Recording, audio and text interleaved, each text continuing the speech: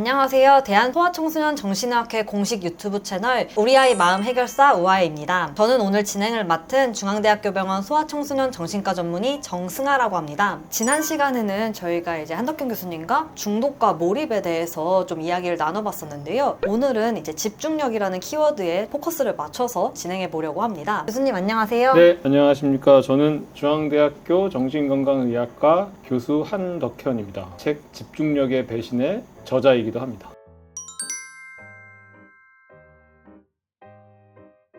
교수님, 집중력은 우리가 이제 정신건강의학과의 관점에서는 좀 어떻게 좀 정의할 수 있을지 설명해 주실 수 있을까요? 어머니들이 정답을 가지고 있습니다. 어머니들이 와서 얘가 말을 정말 너무너무 안 들어요. 나랑 맨날 싸워요. 이거 완전히 구제불능해하고 데리고 오는 아이들한테 우리가 심리검사를 하든 인터뷰를 하든 뭐 이렇게 봤을 때 집중력이 좀 떨어지는 주의력 결핍 과잉행동장애인 것 같습니다라고 얘기하면 눈을 다 크게 뜨고 얘가요? 잘못 생각하셨는데요? 얘는 아닌데요? 라고 얘기를 해요. 그래서 왜요? 그러면 얘가 좋아하는 블럭 맞추기라든지 게임이라든지 스마트폰은 하루 종일 7시간, 8시간씩 밥도 안 먹고 하는데 얘가 무슨 주의력 결핍 과잉행동장애입니까? 아닙니다라고 얘기를 한다는 거죠. 의학적인 소견으로 볼 때 좋아하는 것을 오래 하는 것은 집중력이라기보다는 충동성에 가까운 게 아닌가. 그래서 사실 집중력을 우리가 테스트할 때 그냥 단순 집중력만 테스트하는 게 아니라 여러 가지 멀티태스킹이 가미된 복잡 주의력이라든지 워킹 메모리라든지 뭐 이런 것까지 다 검사를 하잖아요. 결국은 싫어하는 것을 얼마나 오래 유지할 수 있는가. 그게 의학적으로 볼 때는 결국 집중력이 되는 게 아닌가 그런 생각을 합니다. 요즘 집중력이 스스로 떨어진다면서 나도 그 ADHD 아니야? 라면서 병원 진료실을 찾는 환자들이 점점 많아지고 있는 것 같습니다. 실제로 그럼 그런 환자분들이 ADHD로 이제 진단을 받는지 아니면은 뭐 좀 어떤 경우에 병원을 내가 좀 찾아가 보면 좋을지 교수님 의견이 좀 궁금합니다. 주의력 결핍 과잉행동장애 광풍이죠. 인터넷에 나와 있는 설문지를 보면 10명 중에 10명은 다 자기는 ADHD라고 생각이 듭니다. 설문지를 해보면. 그래서 이제 깜짝 놀라서 병원을 자꾸 찾게 되는 20대 초반에 있는 분들이 참 많아요. 심지어는 30대 후반에 있는 분들도 많은데 근데 그분들하고 얘기를 가만히 해보면 집중력이 떨어지는 거에만 포커스를 두지 왜? 라는 부분에 대해서는 생각을 안 한단 말이죠. 그러니까 자기가 굉장히 좋은 회사에 다니고 있는 뭐 대리야. 한 작년까지는 굉장히 집중력에 대해서 걱정 안 했었는데 최근 들어서 집중력이 자꾸 떨어지는 것 같으면 두 가지를 의심하고 옵니다. 자기가 그 어느 영화 속에 나왔던 그 극초기 치매가 아닌가 아니면 자기가 갑자기 집중력이 떨어져 있는 주의력 결핍 과잉행동장애에 걸렸구나 하고 오는데 절대 아니라고 저는 얘기를 하거든요. 먼저 자기 주변의 환경이나 개인의 신상의 변화에 대해 생각을 해봐야 돼요. 그분은 둘이 같이 일하던 분 중에 한 분이 관뒀어요. 근데 두 분 다 일이 너무너무 많은데 일이 너무 많아서 이분이 관두고 나가서 혼자 남은 거거든요. 그렇지 않아도 많은 일을 2배의 일을 혼자서 감당하니까 4배의 일이 돼버리니까 자꾸 일이 펑크가 나고 일이 진행이 안 되니까 그리고 윗사람한테 계속 지적을 받으니까 나의 집중력이 떨어져서 계속 부정적인 피드백을 받는 게 아닌가 했는데 조금만 옆에 있는 사람이 생각을 해보면 일이 많아져서 결국은 집중력이 떨어진 것처럼 보이는 거거든요. 그래서 그분하고는 윗분한테 얘기해서 한 분을 더 뽑을 때까지는 지금 오는 일의 절반만 자기한테 일을 주십사를 얘기했더니 완전 좋아졌어요. 근데 그런 일들이 너무나 많은 거죠.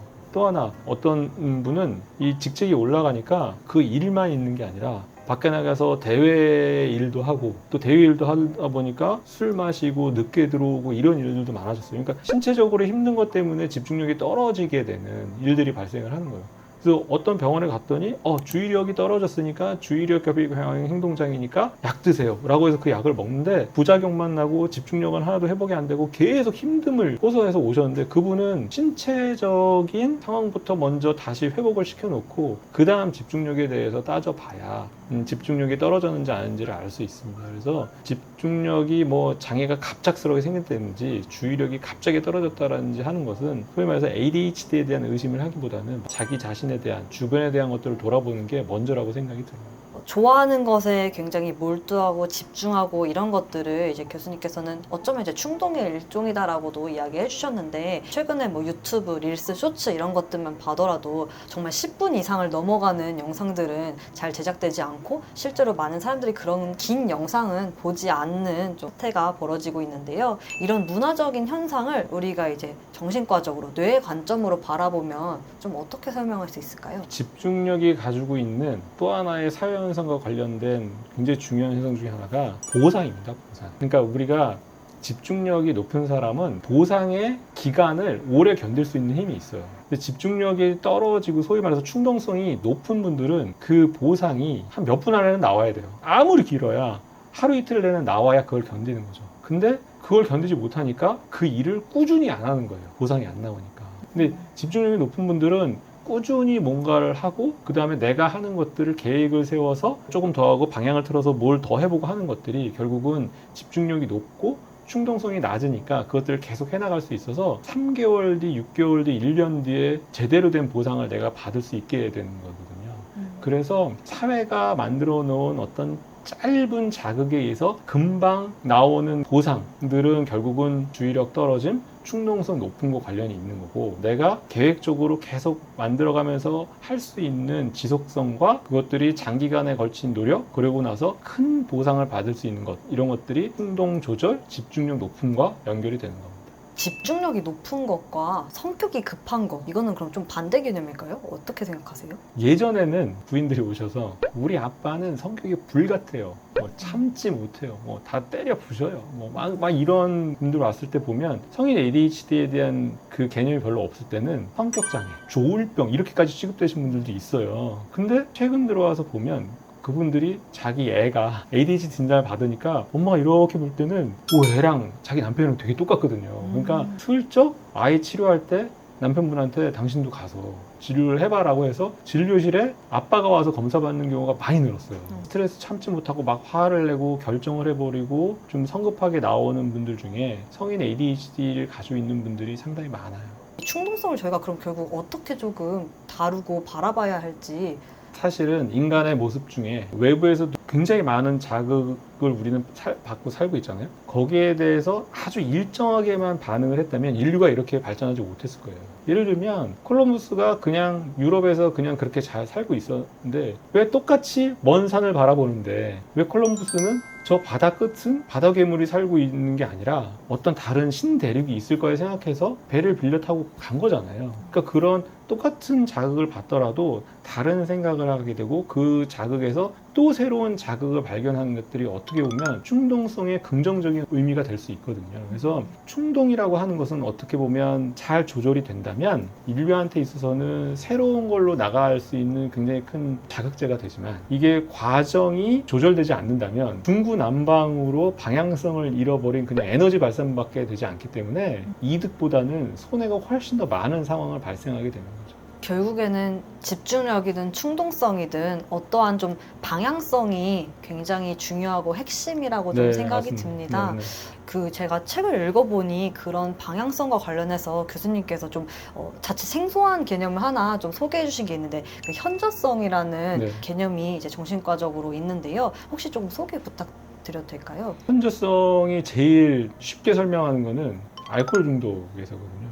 그러니까 우리는 뭐 전날 회식이나 친구 만났을 때 술을 엄청 많이 먹은 다음 날 길을 가다가 소주병, 맥주병만 봐도 구토가 쏠리면서 내가 술은 다시는 안 먹어라고 해서 술에 대한 상상이 상당히 부정적인 쪽으로 가잖아요. 근데 알코올 의존에 있는 분들은 그 다음날 소주병, 맥주병을 봐도 눈이 반짝반짝합니다. 그러니까 그 현저성이 계속 살아있는 거죠. 그래서 알코올 중독 의존 있는 분들은 술에 대한 현저성이 굉장히 높다라고 얘기를 하는 겁니다. 집중력이 그렇다면 우리 삶에 미치는 영향에 대해서 교수님의 의견이 좀 궁금합니다. 집중력은 우리가 하는 일에 대한 효율성과 효과성을 둘 다 올려주게 되는 거죠.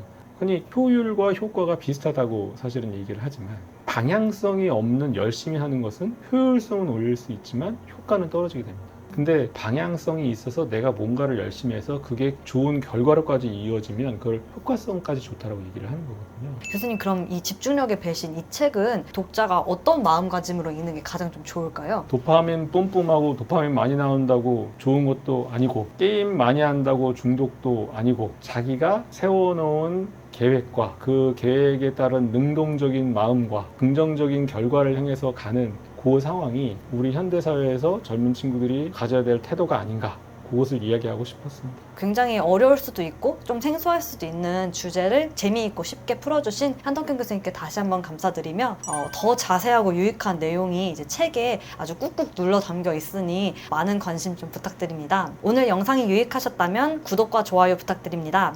지금까지 대한소아청소년 정신의학회 공식 유튜브 우리 아이 마음 해결사 우아이였습니다. 감사합니다. 감사합니다.